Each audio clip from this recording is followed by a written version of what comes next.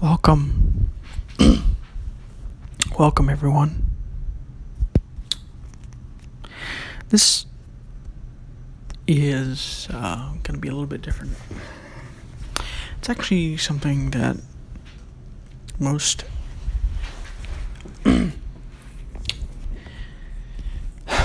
anarchist type people forget, and that I'm going to be bringing up, or don't seem to know, or forget, or don't think, is all that important, or whatever it is.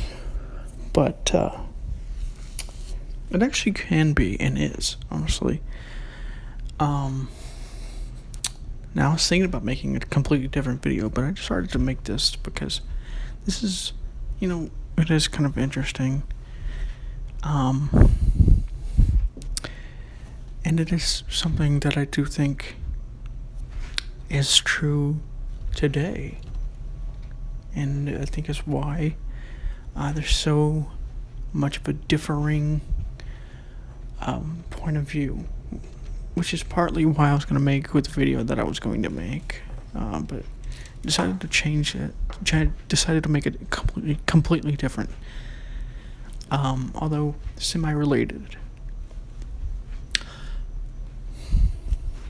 Now, this episode is going to be about something that most, if not all, anarchists don't realize, or if they do realize, they don't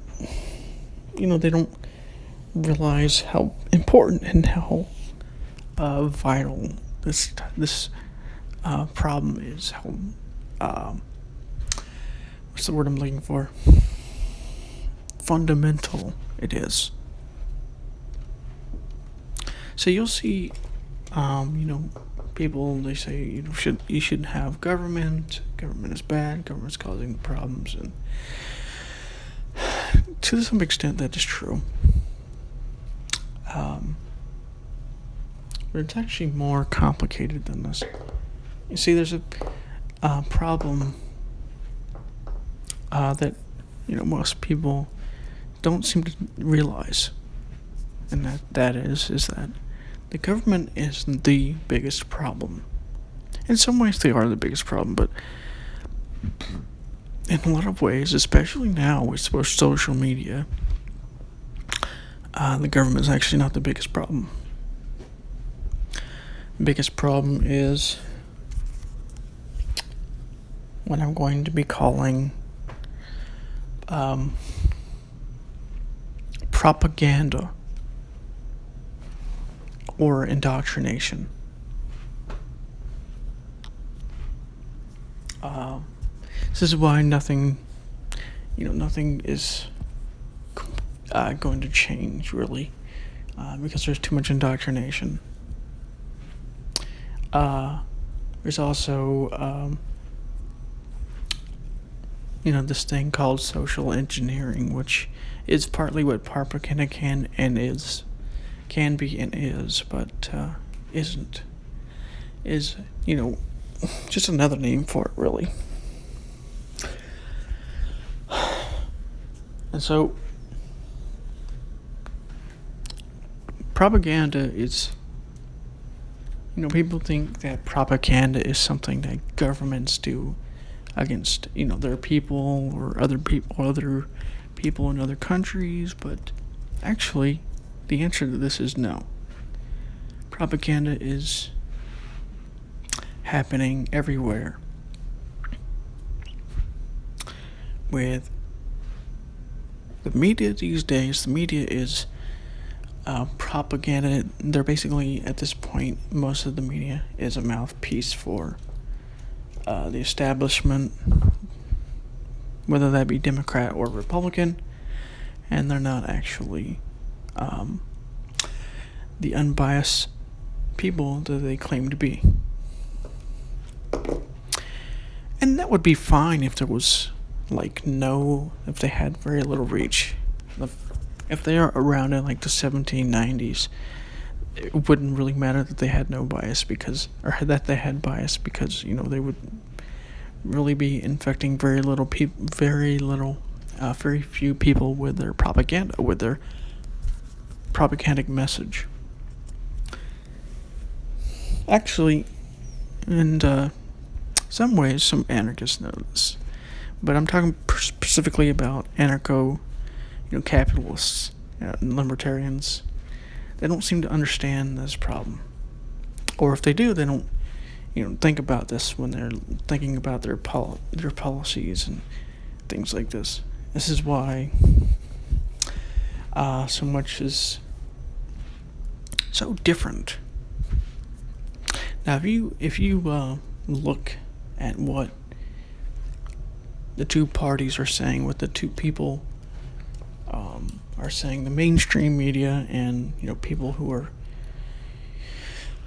really good at looking at both sides and researching things and all this stuff. If you look at these two sides, or even the Republicans or the conservative media versus the left-wing media, which the left-wing media is the majority of what media is these days, you see a complete disparity where like 90%, probably more than 90% of what they're talking about is completely, what they think is true is completely different. And this is because of indoctrination. So my argument is that in order for anarchism to work, it would have to find some way of overcoming indoctrination, which, to be completely honest, would be impossible, but that would be the only way that this would work.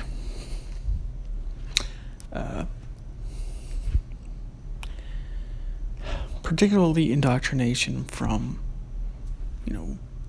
because what they don't understand, or they don't realize, or don't remember or see, is that there isn't just the government as leaders. There's also the thought leaders, and there's also the business leaders and all these other types of natural and unnatural leaders. Some of them are caused and are created because of a natural leadership that they set up for,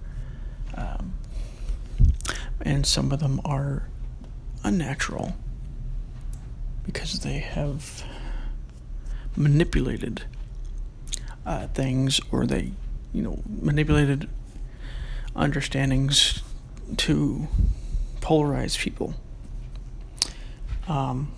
purposely or not. That's what ended up happening.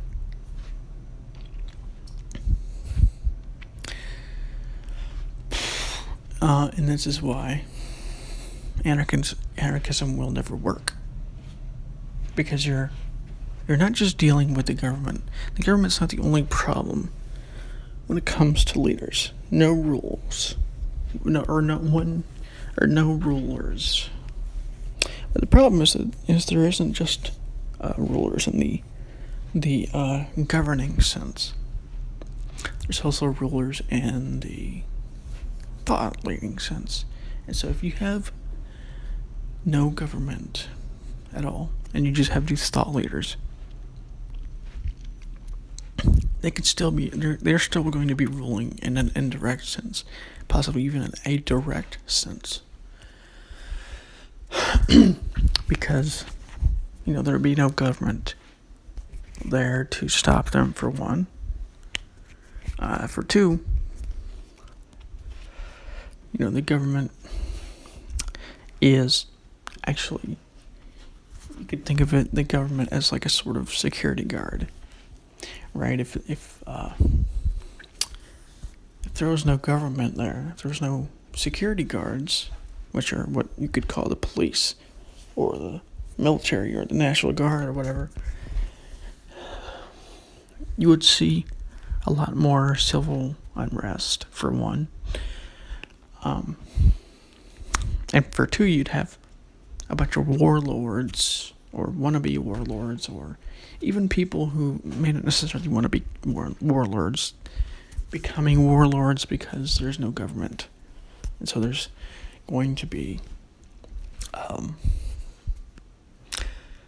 what's the word I'm looking for? There's going to be many factions, and so the once nation that existed is now going to be many nations, 20 nations, 30 nations, whatever it is.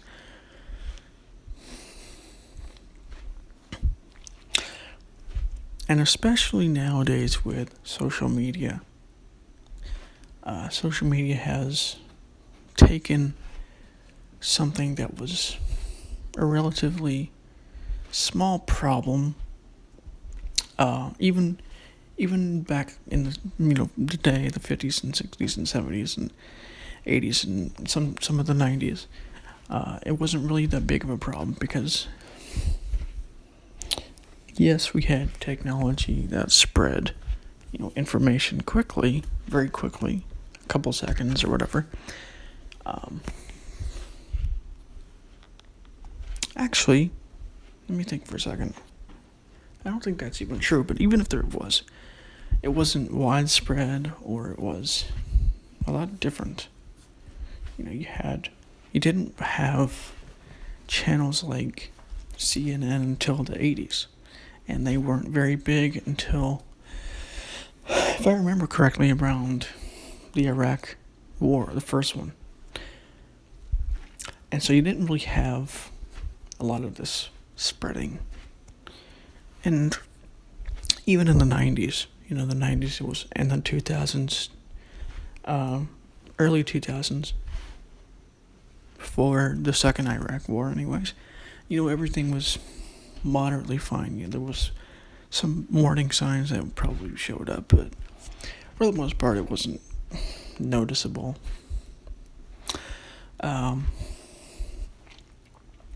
But then the 9/11 happened. Iraq War happened. And radicalization against certain groups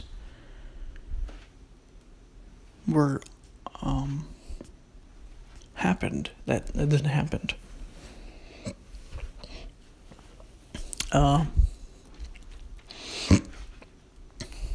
There was a very black and white thinking that was happening. There's a lot of polarization against Iraq and Afghanistan, and these people, they kept calling, there was no nuance at all, really. And so that has started the process in some ways. And part of it also has to do with what I call trading freedom for security. Because of something that only happened once. At most, it's happened like 4 or 5 or 6, at most like 10 or 11 times that I know of in this country. And I'm not even talking about successful times, but actual times that we know of. I'm sure there may be more, but not very much more. No less than 100, no less than 100. I can almost guarantee it. Or not no less, but no more than 100. Probably no less than 4 or 5. And so we went to these places, which actually made their situations worse. You may say, you may not like Saddam Hussein all you like, that's fine. But he actually had this area controlled. Gaddafi had his area controlled. There's very relatively little to no terrorism from what I know. From what I understand, until these leaders were toppled, and then everything spiraled. It toppled, and then you know, in Libya, there's now open slave trades versus the way it was in Libya. So, you have these policies that it wasn't just caused by the government. It was caused by this radicalization that happened. This polarization, us and them. Sure, the government increased this, and the government, what's the word I'm looking for? The government acted on these thoughts, but they didn't create them. They didn't start them. They used them, they manipulated them to get more power, but they didn't create them. And this is what's not known. No, this is what's not noticed with anarchism. Anarchists are just like, especially anarcho-capitalists, are like, oh, we're gonna get rid of the government, just have pure capitalism, and it'll be great, no problems. But it's not how the mind works. They neglect the idea of thought leaders. And they neglect the idea of, what these thought leaders will do and can do to create a mob mentality. Some understand this. Some of the anarchist people understand this. And some of them are actually using this. They're starting violence and things like this. So, some of them understand this problem, and they're using it to their advantage.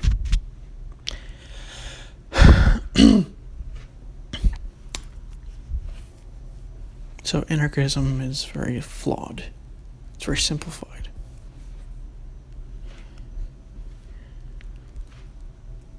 So, how do you remove yourself from these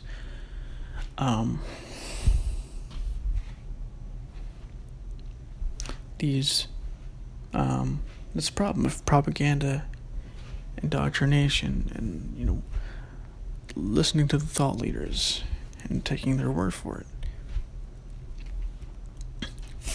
Well, one thing you can do is to get more than one source of information. If the media is telling you one thing, I can almost guarantee you at this point that they're wrong, because they have been wrong for a very long time. They've been overgeneralizing things, which created a war. This is not the only cause of the war. There are other thought leaders that are involved. There are neoconservatives that actually created a plan to invade, of sorts, to invade Iraq, Afghanistan, Iran. I believe there's two other ones. I'm not remembering very well, but those are the three major ones. And what happened? That's what the other ones were. Syria, I believe was one, and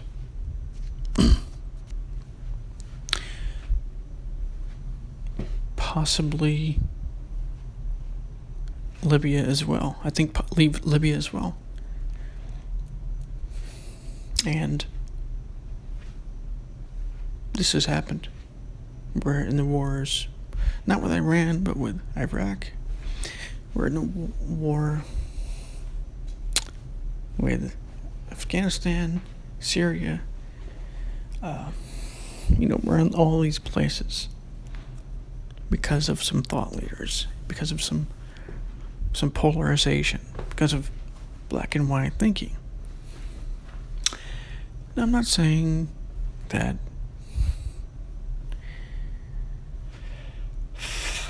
you can't come up with your own ideas or whatever. Or I'm not saying that you don't listen to the media. I'm saying to be skeptical of what they're saying to you, because the media is constantly wrong. The media harped on about Russia, Trump colluding with Russia for 3 years, and it all was debunked multiple times. The media, the media has, said that Russia is, violent and bad, and they're tyrants and all these things. They're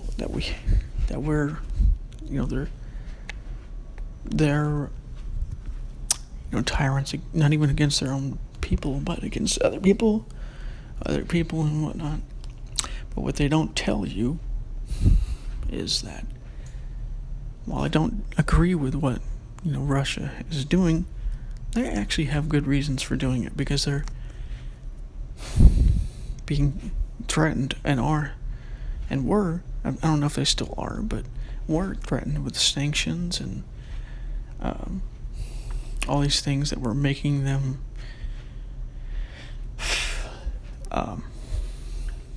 lose the economic edge they had.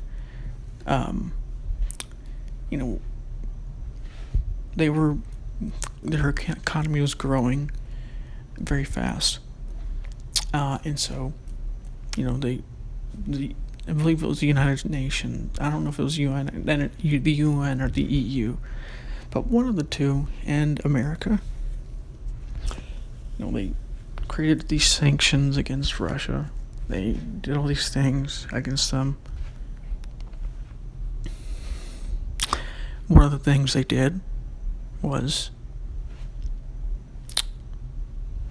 use the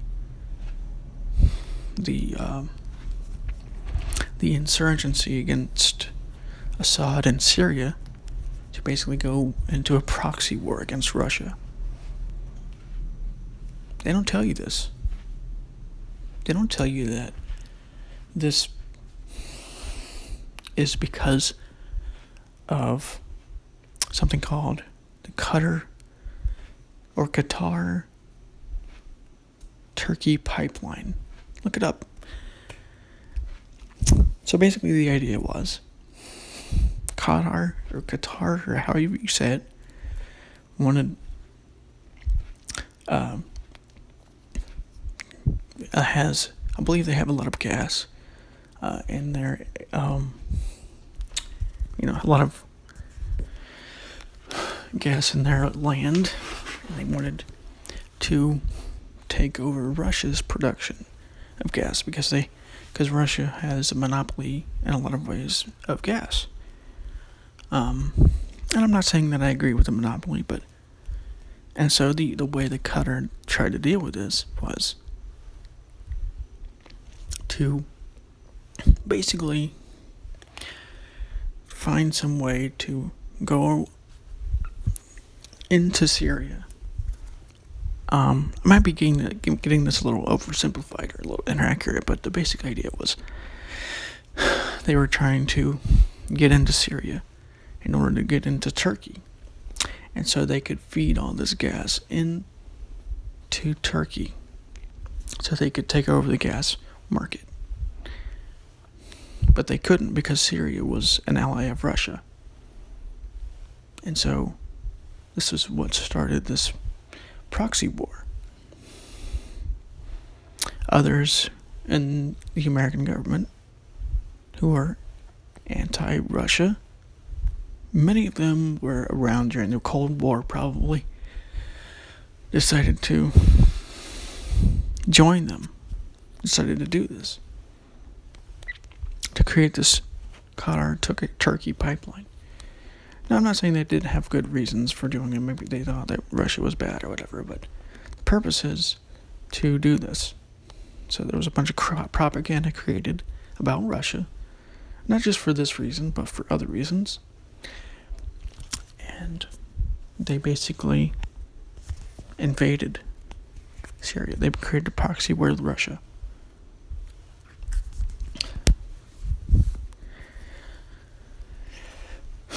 And they never tell you this.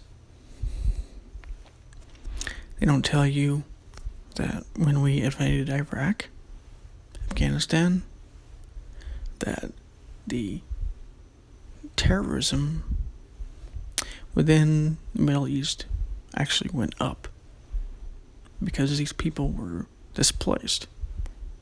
You know, the rulers, the people who were ruling the Saddam's land, the police or whatever they were maybe not necessarily them, but others. You know, they became terrorists. They don't tell you about what I told you about Libya. They don't tell you about the policies. I mean, some of them do, don't get me wrong. I'm not saying all that they, as a monolith, don't tell you. As a, unified whole, don't tell you. But most of them won't tell you this.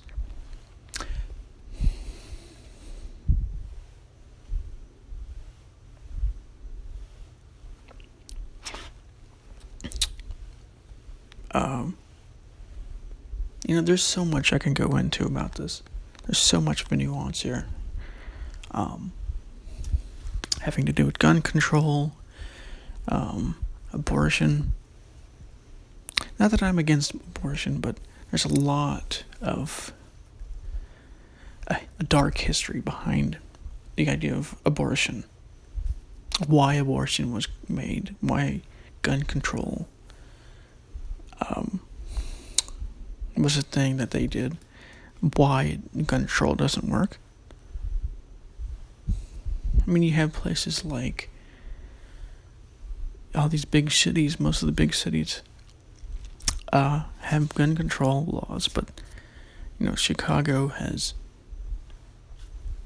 problems with shootings, and all these other places, they have all these problems with shootings.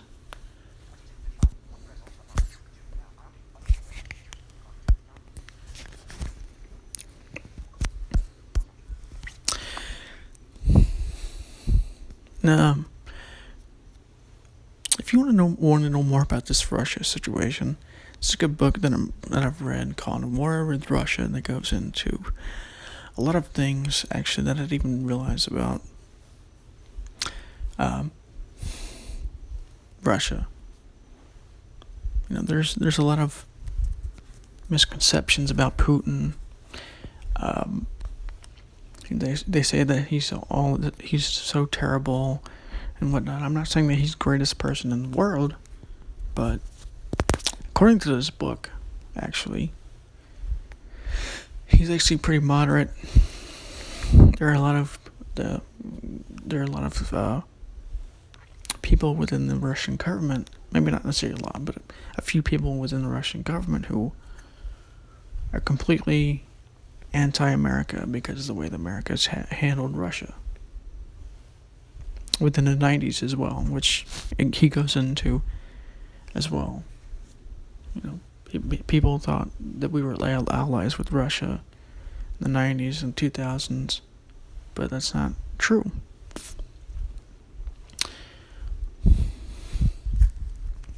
And in a lot of ways, Trump was actually right about China. In a lot of ways. Hyperbolic, exaggerated in some cases. But he was right. He's semi-right about, border control to some extent. I wouldn't go as far as he did. He's exaggerated and hyperbolic, but there's a kernel of truth with what he's talking about. He wanted to get us out of, these wars. He said that Iraq was a mistake. He's right.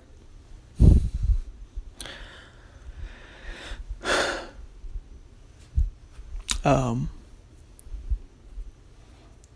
I mean, I could go on and on and on about all the things that media told people that a lot of people believed because they believe the media is unbiased or that the media is, telling us the truth.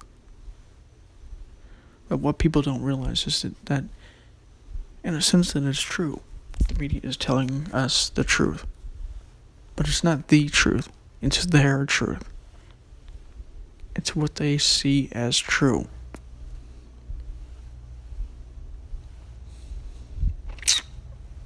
This is what's missing with government and with the idea of anarchism.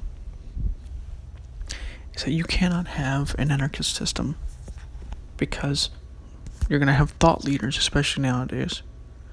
And in the 1700s, 1800s, 1600s, 1400s, even earlier, it would have worked because we didn't have the printing press, the internet, the telegraph, the telegram, whatever you want to call it. We didn't have a lot of the things we have now. And so it could have actually worked. And it actually might have worked in a sense. Like, if you think about it, like back in the day before government, we lived in a kind of anarchism.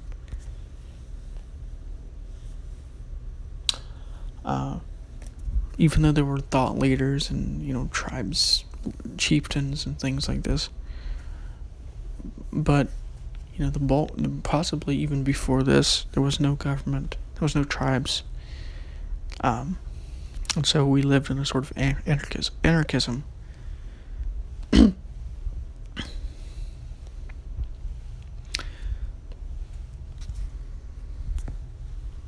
So there's a lot of things that the media, not just the media, but, politicians and, all these thought leaders get wrong sometimes, they get right as well sometimes. And you can lump me with this as well, don't get me wrong. I can definitely be wrong. But you know what? I'm willing to admit if somebody shows me something that discounts what I've said or shows what I'm saying is wrong in some way, I'll look into it and I'll say it was wrong. But I said it was wrong. It's inaccurate. The media doesn't usually do that. The media has no incentive to retract. They really don't.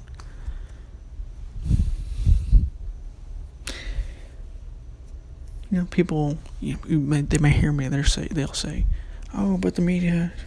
What are you talking about? The media is all about truth." No, they're not. What do you think would give somebody more money? The truth? Oh, there was a protest today. Anti-lockdown protest for COVID-19. Or so picture these two headlines, right? There was an anti-lockdown protest in so-and-so city today. Or a headline like anti-lockdown protest increasing the spread of COVID-19. While they're both true, one is more clickbaity than the other. There's no truth in the media. There's no truth anywhere.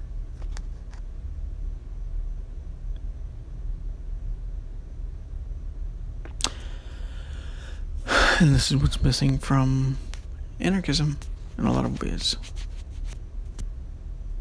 You cannot have a leaderless society without having chaos. Without having thought leaders either take over or create some kind of revolution or something along those lines.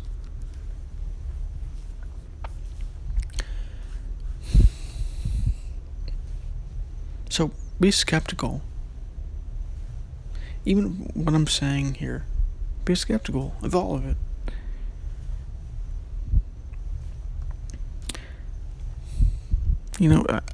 I've said this when it comes to a lot of the self-help stuff that I do. I do a lot of stuff about how to become more peaceful, how to watch the mind and things like this. I've said on Twitter with the account that I have there that I don't care what system. Basically, that's what I said. I'm paraphrasing, but I don't care what system or techniques you're using to calm the mind or to become more observant of your mind and yourself, or become more happy or whatever, as long as that works for you and as long as it's not causing violence, as long as you're not causing violence.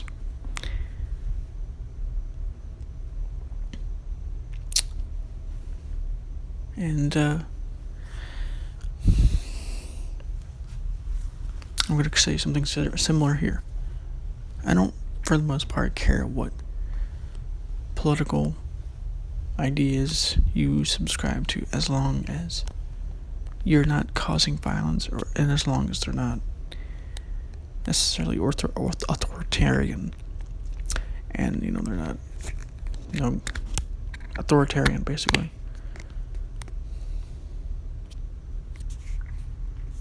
But I will warn you that there's probably going to be things about your political ideas and thoughts that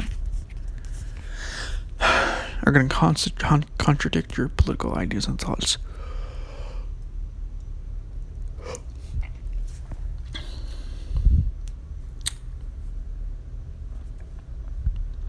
And most people, they watch the media. I mean, I have family that has this problem. I don't necessarily know what to tell them, because you see these people, they're like telling you all these things, and you're like, that's not what Trump said, that's not what happened. You have literally people, you have articles saying that, there is no, you have people saying there's no cancel culture, which there is. You have people saying that there's no one tearing down statues that aren't Confederate statues, which is untrue. They tore down, many different statues. Thomas Jefferson, George Washington, a bunch of anti-slavery people who fought in the Civil War to end slavery. They tore down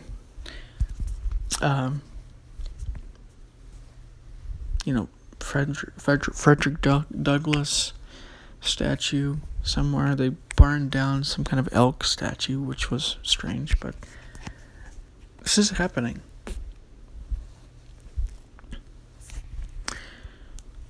Beware the bubble that you live in.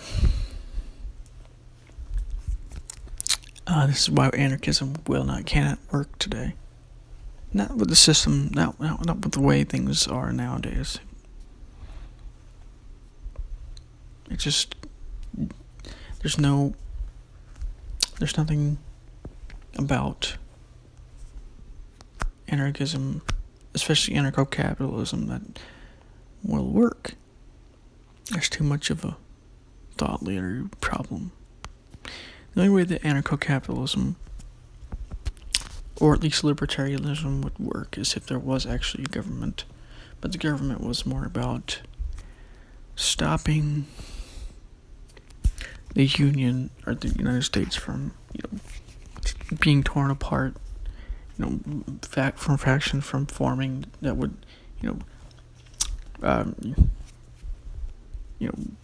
create a sort of civil war, which is actually suggested by some anarcho-capitalists, which, at least makes kind of sense, but it's not even really about anarchism as much as this is about this idea of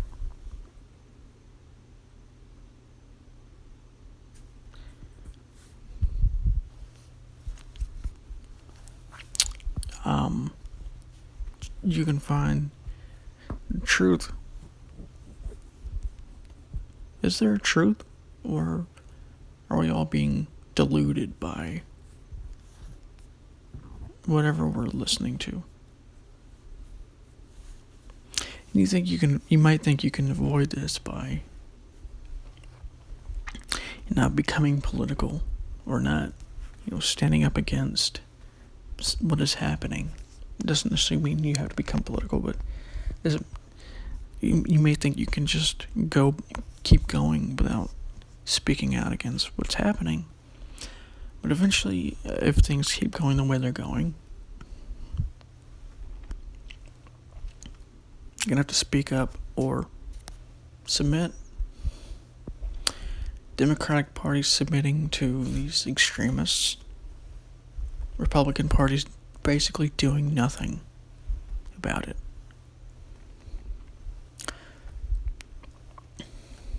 They won't tell you this, but there was a bunch, of people saying defund the police, reform the police. The Republican Party, a particular congressman from the Republican Party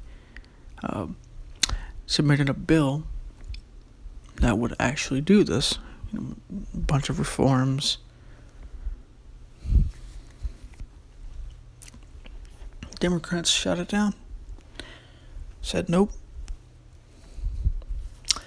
And this is where I'm going to put in my personal opinion here about why they didn't do this. Why they didn't pass this bill through. I think there's a couple of reasons for it. One of them is they want to keep the power, and the only way they feel like the only way they can do that is if these problems still exist. You see this a lot with. You can sometimes see this with.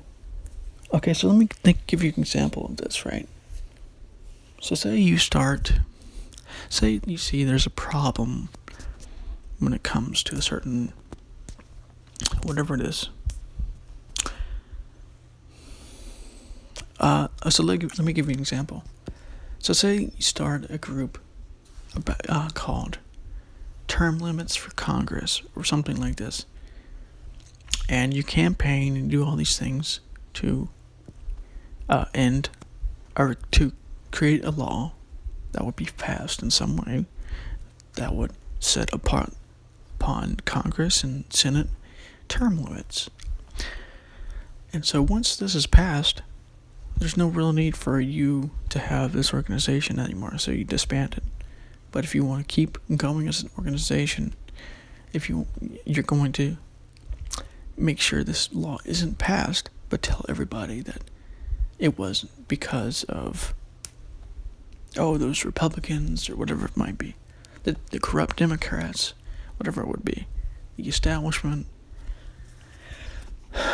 And so you have what I think this possibly could be what is happening here. And to be fair, the Republicans, there are many conservatives who work against this as well. Maybe not necessarily in Congress, but in the world.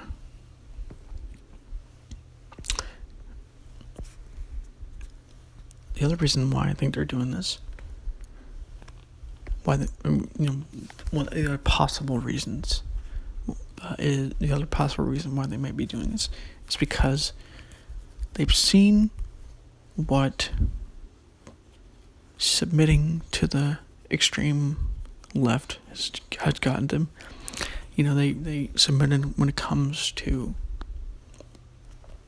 a lot of the ideas of the, extreme left, the far left, or whatever you want to call it. You saw some cities defund the police. A particular congresswoman, I don't want to give her any attention, so I'm not going to name her, said that's not enough. We want you to completely defund the police.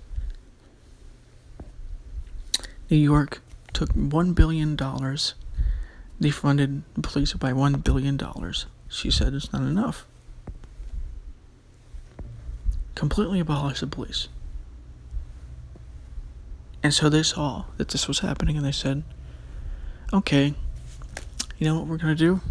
We're not going to say yes to this bill, because if we do, we know that this is not going to end here. They're not going to stop. They're not going to quit. Then they're going to ask to completely do something else, and then this is going to keep continuing. It's the second possible reason why they might be doing what they're doing. The other reason is ideological, I suppose, too. There are those who claim that the older democratic establishment is actually racist. And there might actually be something to this, even though I think it's a little. I mean, at first I thought it was far-fetched, but because, I mean, you know, they kept fighting against racism and all this stuff, but in some ways it actually makes sense. You know, there was one law that was passed in '94 that actually prohibited prison inmates from getting a higher education, which may not necessarily be inherently racist, but definitely furthers the problem.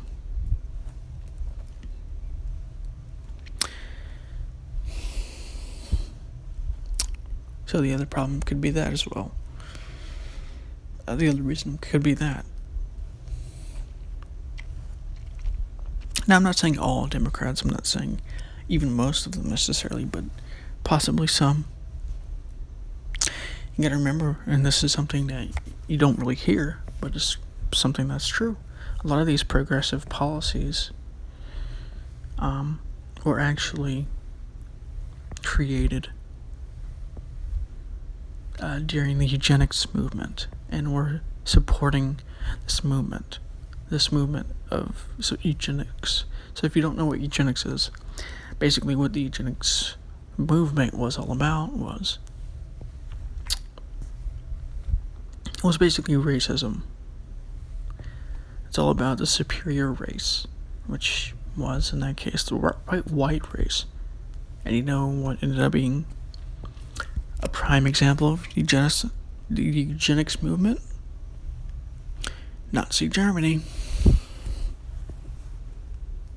So there's that argument as well, which I don't know how accurate that would be. I think that's probably going a little too far back, but it's what these far leftists do. And in this case, I don't necessarily know if it's true or not, but it doesn't matter. It's not the point. Just pointing out another example of this problem.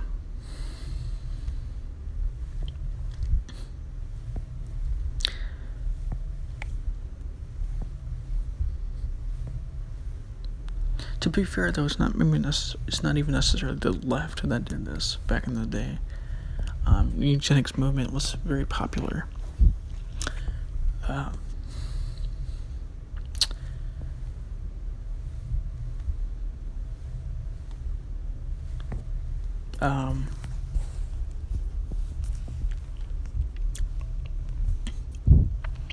It was in science, even, or psychology, had some of this, a lot of elements of this in some cases, many cases possibly even.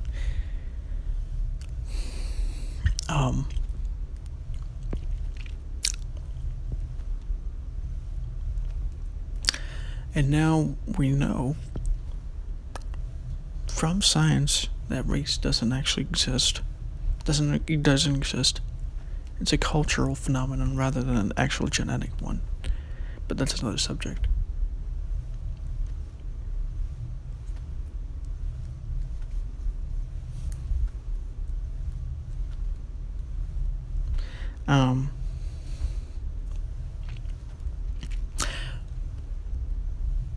Now,